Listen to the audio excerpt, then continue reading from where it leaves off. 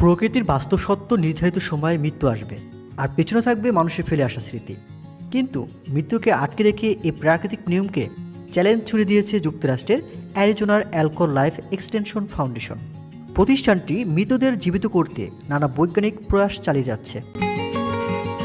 Life extension মানে জীবনের পরিধি বাড়ানোর এই মিশনে অ্যালকোর তরল নাইট্রোজেনে ভরা ট্যাঙ্কে 199টি মৃতদেহ ও মাথা এবং 100টি পোষা প্রাণীকে সংরক্ষণ করে রেখেছে, যারা ভবিষ্যতে পুনরুজ্জীবিত হওয়ার আশায় কিউ প্রেসারের সিদ্ধান্ত নিয়েছিলেন। সংরক্ষিত মৃতদেহগুলোকে বলা হয় কিউ প্রিজার্ভড। অ্যালকোর পূর্ণ বিশ্বাস, এসব মৃত ব্যক্তিদের প্রাণ ফিরে দেওয়া হবে যখন প্রাণ ফেরানোর মতো উন্নত প্রযুক্তি আবিষ্কার করা হবে। আর এমন আশায় এখনও মৃত ব্যক্তিদের স্বজনরাও অপেক্ষায় দিন গুনছেন।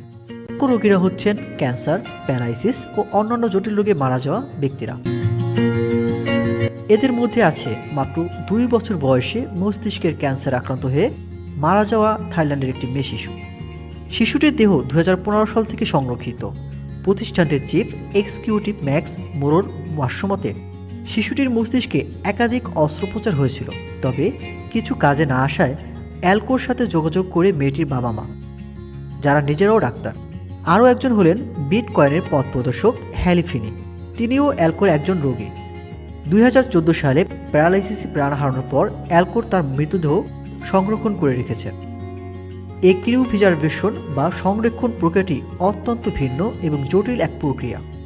ব্যক্তির মৃত্যুর আইনি ঘোষণার পর প্রথমে ব্যক্তির দেহকে কিছুক্ষণ হিম শীতল পানির মধ্যে রাখা হয়। দেহ থেকে রক্ত এবং অন্যান্য তরল বের করে তার পরিবর্তে শরীরে বিশেষ কেমিক্যাল প্রতিস্থাপন করা হয়, যা মৃতদেহকে পচন ধরতে দেয় না। পরে দেহটি অতিরিক্ত ঠান্ডা তাপমাত্রায় নাইট্রোজেন ট্যাঙ্কে সংরক্ষণ করা হয়। এই সময়টিতে কৃত্রিমভাবে রক্ত সঞ্চালনের জন্য একটি যান্ত্রিক সিপিআর যন্ত্র ব্যবহার করা হয়, যাতে কোষগুলো ক্ষতি হওয়া থেকে রক্ষা করা যায়। -110 ডিগ্রি তাপমাত্রায় শরীর একদম শক্ত হয়ে যায়। পুরো এই প্রক্রিয়ায় শরীরের জন্য খরচ পড়বে $2 লাখ এবং মস্তিষ্কের জন্য $8,000।